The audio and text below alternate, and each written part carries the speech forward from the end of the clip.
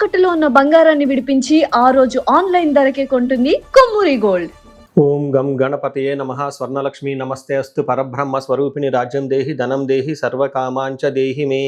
గణపతి మనందరికీ మంచి బుద్ధిని సిద్ధిని సక్సెస్ని ఇవ్వాలని చెప్పేసి కోరుకుంటూ, స్వర్ణలక్ష్మి అమ్మవారు మన అందరికీ చక్కగా బ్రహ్మ జ్ఞానాన్ని కలిగించాలని, తద్వారా మనం ప్రతిదాన్ని శోభాయమానంగా చూస్తూ ఎప్పుడు మనకి దుఃఖం అనేది లేకుండా ఉండాలని చెప్పేసి, ఎప్పుడు ఆనందభరితంగా ఉండాలని చెప్పేసి అమ్మవారిని కోరుకుంటూ, అమ్మవారిని అలానే మనందరికీ చక్కగా సమృద్ధిగా ధనాన్ని ఇవ్వాలని చెప్పేసి, భాగ్యాన్ని ఇవ్వాలని చెప్పేసి కోరుకుంటూ, అంతేకాకుండా మనందరికీ రాజ్యం ఖచ్చితంగా ఒక అథారిటీ, పవరు, స్టేటస్, ఒక దర్పం అవన్నీ మనకు అమ్మవారు ఇవ్వాలని చెప్పేసి కోరుకుంటూ, వీటితో పాటుగా సర్వకామార్థ సిద్ధి, మన మనసులో అనుకున్న ముఖ్యమైన కోరికలన్నీ చక్కగా నెరవేరాలని చెప్పేసి అమ్మవారిని మనం కోరుకుందాం. సో మనం జులై మంత్ రాశి ఫలాల గురించి మాట్లాడుకుంటున్నాం కాబట్టి, జులై మంత్ చాలా ముఖ్యమైన అనేక రకాలైన విశిష్టతతో కూడుకొని ఉంది. ఇందులో మనం కొన్ని ముఖ్యంగా చర్చించుకుందాం. ఒకటి, ఈ మాసం వచ్చేటప్పటికి ఫస్ట్ 15 days నిజ జ్యేష్ఠ మాసంతో ఉంటుంది, తర్వాత ఆషాఢ మాసంతో ఉంటుంది. ఈ జ్యేష్ఠ మాసంలో చాలా వరకు పెళ్ళిళ్ళు, ముఖ్యమైన కార్యక్రమాలు ఉన్నాయి. వీటితో పాటుగా ఎప్పుడైతే ఆషాఢ మాసం స్టార్ట్ అవుతుందో ఇందులో చాలా చాలా ముఖ్యమైన పనులు అయితే ఖచ్చితంగా ఉన్నాయండి. ఒకటి, మనం చూసుకుంటే గురుమూఢమి స్టార్ట్ అవుతుంది. ఎప్పుడైతే గురుమూఢం స్టార్ట్ అవుతుందో, ఈ గురుమూఢమి మనకి జూలై 15 నుంచి ఆగస్టు 13 వరకు ఉంది. ఈ డేట్స్లో మనకి వివాహాలు కానివ్వండి, గృహప్రవేశాలు లాంటివి శుభకార్యాలు ఎక్కువగా చేయరు. అది ఒకసారి గమనించవలసిందిగా కోరుతున్నాను. వీటితో పాటుగా మనకి ఇంకొక ముఖ్యమైనది ఏమవుతుందంటే, మనకి దక్షిణాయనం స్టార్ట్ అవుతుంది 17వ తారీఖు నుంచి. అక్కడ నుంచి ఇప్పటిదాకా ఉన్న ఉత్తరాయణం కంప్లీట్ అయిపోయి దక్షిణాయనం స్టార్ట్ అవుతుందని గమనించాలి. తర్వాత 25వ తారీఖున మనకి తొలి ఏకాదశి స్టార్ట్ అవుతుంది. దానికి ముందుగా చాతుర్మాస వ్రతం అని చెప్పేసి 4 మాసాలు ముఖ్యమైన మాసాలుగా చాతుర్మాస వ్రతం కూడా ఇందులోనే స్టార్ట్ అవుతుంది.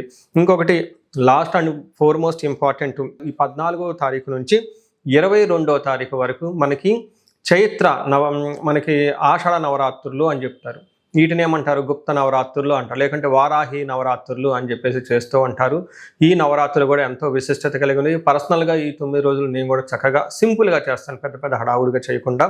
ఇలా చేసుకునే వాళ్ళందరికీ ఎంతో బాగా ఉపయోగకరంగా ఉంటుంది. లాస్ట్లో ఈ మంత్ మనకి గురు పూర్ణిమతో ఈ మాసం అనేది పూర్తి అవుతుంది. ఇన్ని రకాల విశిష్టత కలిగిన ఈ మాసంలో జ్యోతిష శాస్త్రం ప్రకారంగా కూడాను 3 ముఖ్యమైన గ్రహాలు మారుతూ ఉన్నాయన్నమాట. ఆ గ్రహాలు మనం ఏంటో చూసుకుంటే, జూలైలో 4వ తారీఖు, 7వ తారీఖు, 16వ తారీఖు, 21వ తారీఖు, ఇలా జూన్ అంటే 3 గ్రహాలు మారుతున్నాయి. ఈ మారే గ్రహాలు శుక్రుడు, బుధుడు, సూర్యుడు గ్రహాలు కూడా ఉన్నాయి. 4వ తారీఖు వచ్చేటప్పటికి శుక్రుడు, బుధుడు వచ్చి 7వ తారీఖు, 16వ తారీఖు సూర్య భగవానుడు మారుతూ ఉన్నారనమాట. ఈ యొక్క 3 గ్రహాల యొక్క ప్రభావం మనకి జూలై మంత్లో ఎలా ఉండబోతుందో మనం తెలుసుకుందాం. సో మనం కన్యరాశి ఫలితాలు చూసుకుంటే మిక్స్డ్గా ఉందని మనం చెప్పుకోవచ్చు. మనం జనరల్గా 4 గ్రహాలు మంత్లీ మారుతూ ఉంటాయి. అవి సూర్యుడు, కుజుడు, బుధుడు, శుక్రుడు. ఈ 4 గ్రహాలు దాదాపు నెలకు ఒకసారి మారుతూ ఉంటుంది. కుజుడు మాత్రం 45 daysకి మారుతూ ఉంటాడు. మనం ఎప్పుడైతే మంత్లీ ఫలాలు చెప్పుకుంటూ ఉంటాం, ఈ 4 గ్రహాల యొక్క ప్రభావాన్ని మనం మనసులో పెట్టుకొని చెప్పడం జరుగుతూ ఉంటుంది. అందులో భాగంగా 4 గ్రహాలు చూసుకుంటే 2 గ్రహాలు చాలా అనుకూలంగా ఉంది ఈ రాశి వాళ్ళకి, 2 గ్రహాలు మాత్రం మిక్స్డ్గా ఉంది. అంటే టోటల్గా ఒక 70% బాగుంది, కానీ ఒక 30% కొంచెం ప్రాబ్లమాటిక్గా ఉందని గమనించుకోవాలి. మనం విషయాలు డీటెయిల్గా కనుక చూసుకుంటే, కన్యరాశిలో ఇందులో పాదాలు ఉత్తర 2, 3, 4 పాదాలు, హస్త 1, 2, 3, 4 పాదాలు, చిత్త 1, 2 పాదాలు అంతా ఈ రాశిలో ఉంటారు. పేరు బలం బట్టి మనం చూసుకుంటే టో, పా, పీ, పో, ఠా, నా, పే, పో అన్న లెటర్స్ అంతా కూడా ఈ రాశిలో ఉంటారని గమనించాలి. మనకి మహర్షులు సూక్ష్మ గోచారం, లఘు గోచారం అన్న కాన్సెప్ట్ ఇచ్చారండి. ఈ కాన్సెప్ట్ ప్రకారం చూసుకుంటే ఎలా ఉంటుందంటే, 4 గ్రహాలు విత్తలాభం, దేహరుజం, శేష సౌఖ్యం, అర్ధప్రాప్తిం అని చెప్తారు. అంటే 4 ముక్కల్లో సింపుల్గా చెప్పాలంటే, వీళ్ళకి ఈ టైంలో ధన ప్రవాహం వచ్చే అవకాశం ఎక్కువగా ఉంటుంది, శారీరకంగా హెల్త్ కాంప్లికేషన్స్ ఉండే అవకాశం ఎక్కువగా ఉంటుంది, ఆల్రౌండ్ ప్రాస్పెరిటీ ఉంటుంది, ఫైనాన్షియల్గా కూడా అభివృద్ధి ఉంటుందని మనం చెప్పుకోవచ్చు అనమాట. మనం ఒక్కొక్క గ్రహాన్ని చూసుకుంటే, సూర్యుడు 11వ స్థానంలో ఉండటం ఒక మంచిది. సూర్యుడు గ్రహరాజు కాబట్టి ఆయన ఎంత చక్కగా బాగుంటే మిగతా అన్ని గ్రహాలు కూడా దాదాపు అనుకూలంగా ఉంటాయని మనం చెప్పుకోవచ్చు. సూర్యుడు 11వ రాశిలో ఉండటం వల్ల మనకి సంస్కృతంలో మహర్షులు ఏం చెప్తారంటే, అర్ధచ్చ స్వకులాచార గృహే నిత్య ఉత్సవం శుభం నిత్య మాధుర్య భుక్తిచ్చ లాభే ఏకాదశి అని చెప్తూ ఉంటారు. అంటే ఏకాదశిలో 11వ స్థానంలో రవి ఉంటే ఏమవుతుంది? అర్ధచ్చ ధనానికి సంబంధించి చాలా బాగుంటుంది. స్వకులాచార అంటే ఇంట్లో ఉత్సవాలు, సెలబ్రేషన్స్ చేసుకోవటం, పెద్దవాళ్ళు చెప్పిన విధంగా అన్ని పనులు చేసుకోవటం, ఇంతే కాకుండా గృహే ఉత్సవం శుభం, గృహములో ఉత్సవం జరుగుతుంటుంది, శుభకార్యాలు జరుగుతూ ఉంటుందని చెప్తూ ఉంటారు. నిత్య మాధుర్య భుక్తిచ్చ, నిత్యం ప్రతిరోజు చక్కగా మంచి తీపి పదార్థాలు తింటూ ఉత్సాహంగా చలాకీగా ఉంటారని చెప్పుకోవచ్చు. ఇది సూర్యుడు చాలా మంచి చేస్తున్నాడని చెప్పుకోవచ్చు. అయితే కుజుడు కొంచెం మిక్స్డ్గా ఉంది. కుజుడి విషయంలో కొంచెం జాగ్రత్తగా ఉండాలి. కుజుడు ఏం చేస్తారు అంటే, కుజుడు 9వ స్థానంలో ఉండటం వల్ల అశనాచ్చ ధనశూన్యం శోషణం దేహపీడనం స్థానానాశనం విరోధం చ నవమస్తద్ భవేత్ భృగు అంటారు. అంటే 9వ స్థానంలో నవమస్తద్ భవేత్ ధారాసుతే. ఇప్పుడైతే 9వ స్థానంలో కుజుడు ఉంటే ఏమవుతుందంట, అశనాచ్చ అంటే అన్న వస్త్రాలకు కొంచెం ఇబ్బందులు పడే అవకాశం ఎక్కువగా ఉంటుంది. దేహ శోషణం, శారీరకంగా ఫిజికల్గా కొంచెం టైర్డ్నెస్ అయ్యే అవకాశం ఎక్కువగా ఉంటుంది. స్థాననాశనం విరోధం, గొడవలు పడే అవకాశం ఎక్కువగా ఉంటుంది. అంతేకాకుండా మీకున్న పదవిలో కానివ్వండి, పొజిషన్లో కానీ అవమానాలు జరిగే అవకాశం ఎక్కువగా ఉంటుంది. కొంతమందికి కుజుడు సరిగా లేకపోతే జాబులు పోయే అవకాశం కూడా ఎక్కువగా ఉంటుంది. కొంచెం ఇబ్బంది, మీ స్టేటస్ స్థితి గతిలో కొంచెం ఇబ్బంది పడే అవకాశం ఉంటుందని గమనించుకోవాలి. అయితే బుధుడు 10వ స్థానంలో ఉండటం వల్ల ఉద్యోగంలో చాలా చక్కగా బాగుంటుంది, పదోన్నతి ఉంటుంది, శాంతి ఉంటుంది, జయప్రదంగా ఉంటుంది, ధన ప్రవాహంగా కూడా ఉంటుందని గమనించుకోవచ్చు. అయితే వీళ్ళకి 12వ స్థానంలో శుక్రుడు ఉండటం ఇది మిక్స్డ్ రిజల్ట్ని ఇస్తుందని చెప్పుకోవచ్చు. శాస్త్రపీడం చోరబాధ అతిక్రయం మహాద్భయం కృషి రవ్యాధి సర్వ విఘ్నం స్యాత్. ద్వాదశకే ద్వాదశకే భృగో అంటారు. అంటే 12వ స్థానంలో శుక్రుడు ఉండటంలో సంస్కృత గ్రంథాల్లో ఏం చెప్తారంటే, కృష్యాది సర్వ విఘ్నం శాత్, వ్యవసాయం చేసిన బిజినెస్ చేసిన అందులో ఆటంకాలు కలుగుతూ ఉంటాయని చెప్పుకోవచ్చు. మహాద్భయం, కొంచెం భయం కలిగే అవకాశాలు ఎక్కువగా ఉంటాయని చెప్పుకోవచ్చు. అయితే ఇక్కడ శుక్రుడు ఏదైనా లగ్జరీ ఐటమ్స్ కొనాలన్నా, లగ్జరీ హోటల్స్కి వెళ్ళే అవకాశము, ట్రిప్కి వెళ్ళే అవకాశాన్ని కలిగిస్తూ ఉంటారు. ఒక రకంగా చెప్పాలంటే చక్కగా విలాసవంతమైన జీవితానికి డబ్బులు ఖర్చు అవకాశం కూడా ఉంటుందని గమనించుకోవచ్చు. సో చూసారు కదండి, ఈ రాశి వాళ్ళకి కొంచెం మిక్స్డ్గా ఉంది అని మీరు గమనించుకోవాలి. కొన్ని విషయాల్లో బాగుంది కూడాను, ఎక్కడెక్కడ కొంచెం ప్రతికూలంగా ఉందో ఆ విషయాల్లో కొంచెం మీరు ఆలోచించుకొని నిదానంగా డెసిషన్ తీసుకుంటే చాలా బాగుంటుంది. నెక్స్ట్ మనకి నక్షత్రాల ప్రకారం కూడా చూసుకుంటూ ఉంటాం. నక్షత్రాల ప్రకారం చూసుకుంటే ఉత్తర ఫాల్గుని, హస్త, చిత్త నక్షత్రాలు ఉంటాయి. ఉత్తర ఫాల్గుని నక్షత్రం వాళ్ళకి లాభప్రదంగా ఉంటుంది.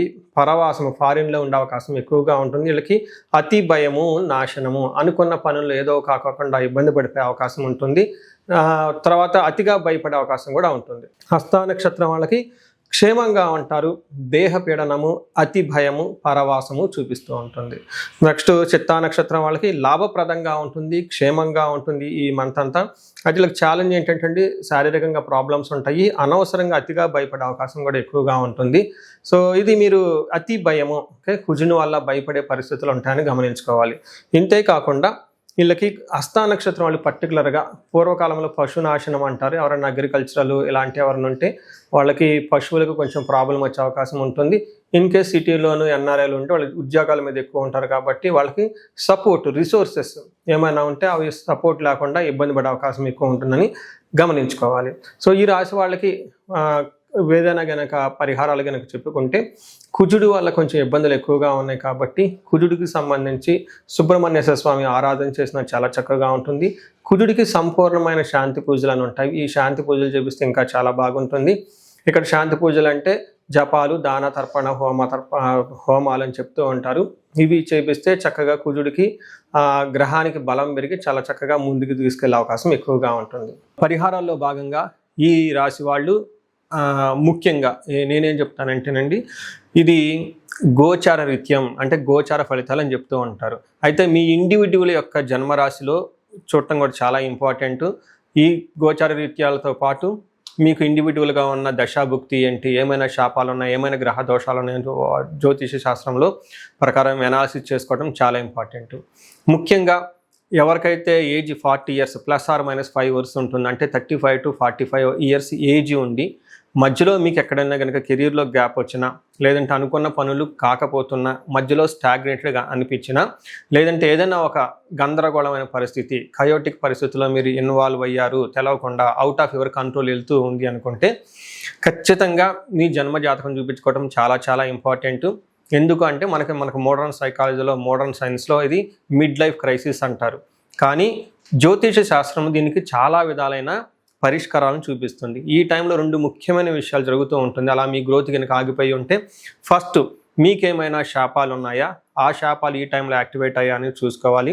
రెండోది, ఈ టైంలో మీకు నడుస్తున్న దశాభుక్తుల యొక్క గ్రహాల యొక్క ఏమైనా దోషాలు ఉన్నాయా, ఈ 2 కారణాలు ఏంటో తెలుసుకొని వాటికి సంబంధించిన విశ్లేషణ చేసుకొని చక్కటి పరిష్కారాలు చేసుకొని పరిహారాలు చేసుకుంటే లైఫ్ 10 అంతలు ముందుకెళ్ళే అవకాశం ఎక్కువగా ఉంటుంది. నా దగ్గరకు వచ్చే క్లయింట్స్లో ఎక్కువగా ధనానికి ఇబ్బంది పడుతున్న వాళ్ళు స్వర్ణలక్ష్మి విశేష హోమం చేయించుకుంటూ ఉంటారు. శత్రు బాధలు విపరీతంగా ఉన్నవాళ్ళు మనకు వచ్చేటప్పుడు చండీ హోమం చేయించుకుంటూ ఉంటారు. వీటితో పాటుగా ఎవరికైనా హెల్త్ బాగలేకపోతుంటే ఆయుష్ సూక్త్యం, మహామృత్యుంజయ హోమం చేయించుకుంటూ ఉంటారు. భార్యాభర్తల కోసం అన్యోన్య దాంపత్య పాశుపత అభిషేకము లేదా విశ్వావసు గంధర్వరాజ హోమము ఇవన్నీ చక్కగా చేయించుకుంటూ ఉంటారు.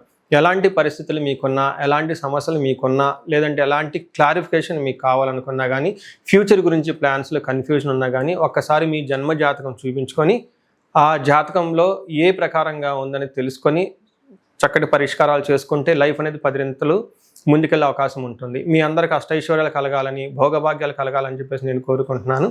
నమస్తే.